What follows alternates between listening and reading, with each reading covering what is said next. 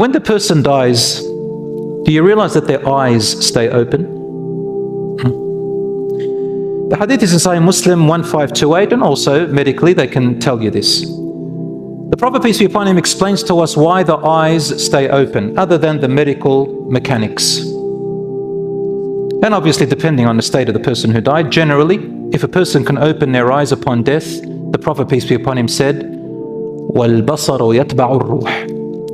The eyesight follows your soul. It follows where the soul goes. So your eyes open, the soul comes out from the front of you, from the bottom, from your toes, slowly upwards, and then you see it going. Now don't go thinking of movies and I don't know what, and paranormal activity where you imagine this ghost thing. That's just what people imagine. But that's not what the soul is. It's not like that. How is it? We don't know. But you just know it. The closest example that I can give you that can make us kind of relate to it is when you go to sleep. When you go to sleep, you live and experience another world. Isn't that correct? We dream. Sometimes you feel the dreams are real. Sometimes people I've heard, and it's happened to me, I don't know if it happened to you, you can feel everything in your dream. And you don't even realize you're dreaming. Then you wake up, and sometimes you can't even tell the difference. Then you realize you were asleep. So what the scholars have told us is that when you're asleep, based on this verse in the Quran, your soul is partially disconnected, therefore it goes into the realm of the souls. And sometimes you dream from your mind, just your subconscious mind, which is the majority of the cases. Your subconscious mind is telling you stories. Night dreaming. And sometimes it's from the shaitan. Satan and the devils, they come and give you scary dreams. Don't worry about them. They're just trying to scare you. If you wake up, just say A'udhu billahi minash shaitan rajim 3 times. You can act like you're spitting towards that direction and then move to the other side. And you can put your palms like this, recite the 3 quls and Ayatul Kursi, blow 3 times and wipe over your body. And by the will of Allah, the shaitans won't come back. If they do, they'll be reduced and soon they'll go. But don't worry about that. Nothing's wrong with you. You're not possessed or anything like that. Number 2 is subconscious mind. Depending on what movie you watched and whatever, they can tell you a bit about your fears and anxieties and who you are. But there are dreams that are from Allah subhanahu wa ta'ala that are real. And the scholars differed actually. They differed. Not all of our scholars agree, and the predecessors, that our souls, when we go to sleep, they meet with dead souls. Some agree, some don't.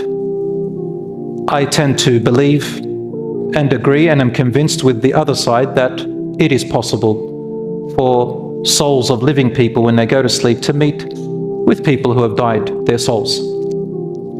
Because there's no evidence for it or against it. It doesn't deny it either. And we all know the Prophet ﷺ told us that there are righteous dreams. Righteous dreams are comforting dreams. Don't take righteous dreams as new messages to change the world or to bring some new laws into the world.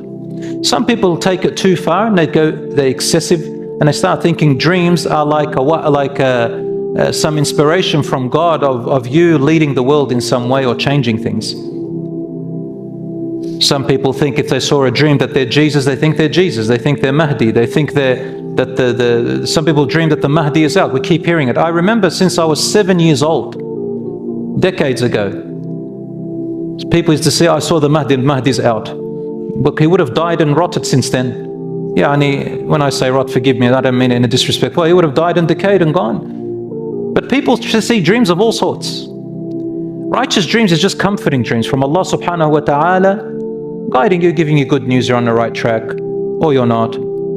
That's all it is. And brothers and sisters, we don't have a measure for dreams. Ya akhi wallah, my phone is full of messages.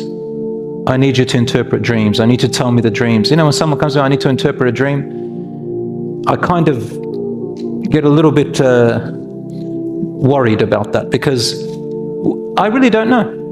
We can only guess. And we hope to guide you, but it may not be even a dream with any meaning. This is an expert thing that people in the past, predecessors, knew a little bit about it. I don't know. Sometimes at night they wake you up. I saw a dream. One person said to me, Ya akhi, I saw the Prophet in my dreams. Actually, it was a sheikh, he told me about that. He said, I went to this guy he does drugs. He doesn't pray.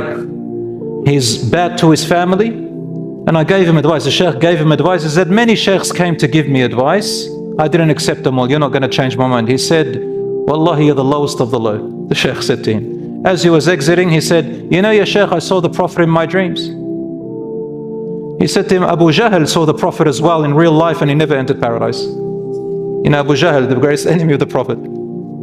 They saw him in real life, they didn't enter paradise. So just because you saw the Prophet in your dreams doesn't mean that you're going to paradise or not. It could be just from imagination. Even if you really truly saw him, maybe it's a warning. But people take it a little bit too far. Anyway, souls, when you die, when you are asleep, it is possible that they meet with the dead souls. And there are numerous examples and evidences in the Quran, in the Hadiths. My brothers and sisters, when a person dies and it's time for death, Allah subhanahu wa ta'ala says it in the Quran,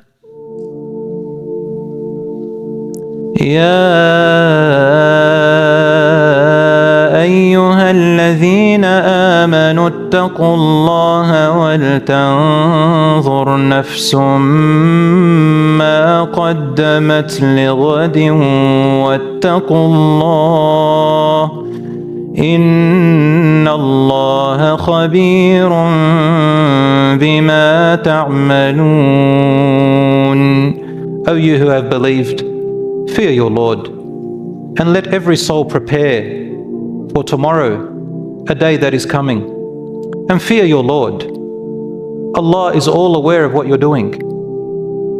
وَلَا تَكُونُوا كَالَّذِينَ نَسُوا اللَّهَ فَأَنسَاهُمْ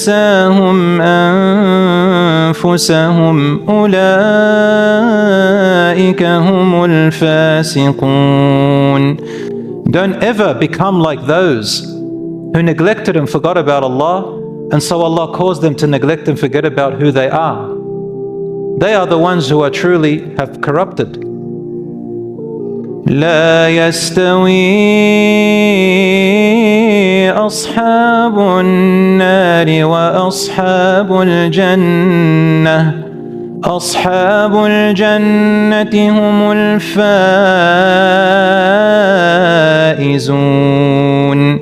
Oh no, the people of the fire and the people of the gardens of paradise can never be equal. The people of paradise are the truly successful and triumphant. So my brothers and sisters, a mu'min is always in preparation, always thinking, maybe I might meet Allah tomorrow. Let me always be prepared.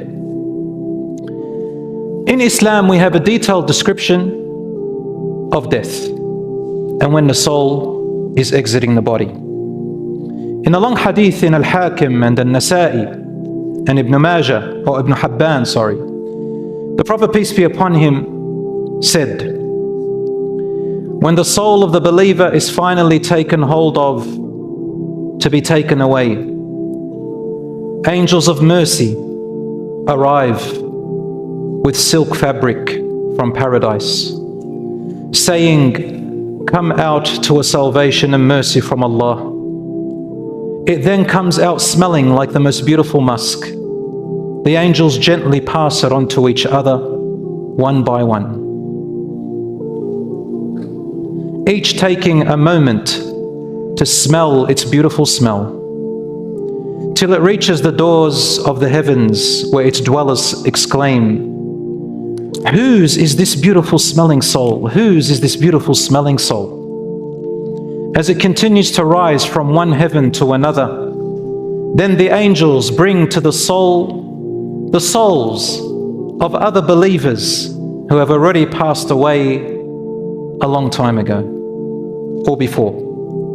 These souls are so excited and rejoice with celebration at the arrival of this new soul, more than what you would feel of joy when welcoming back a beloved who had returned from a long travel after a long time. These souls talk over each other in excitement, asking the new soul about the beloveds they left behind, saying, ماذا فعل فلان? ماذا فعل فلان? Tell us about so-and-so. Tell us about so-and-so. Someone says, probably an angel, دعوه دعوه. Give him some space, give him or her some space, give them some space. لقد جاء من غم الدنيا. They have just arrived out of the constraining life of the former world, the worries and the hardships of life. Allahumma tawaffana ala al-iman. May Allah take us when we are in a state of goodness and righteousness and iman.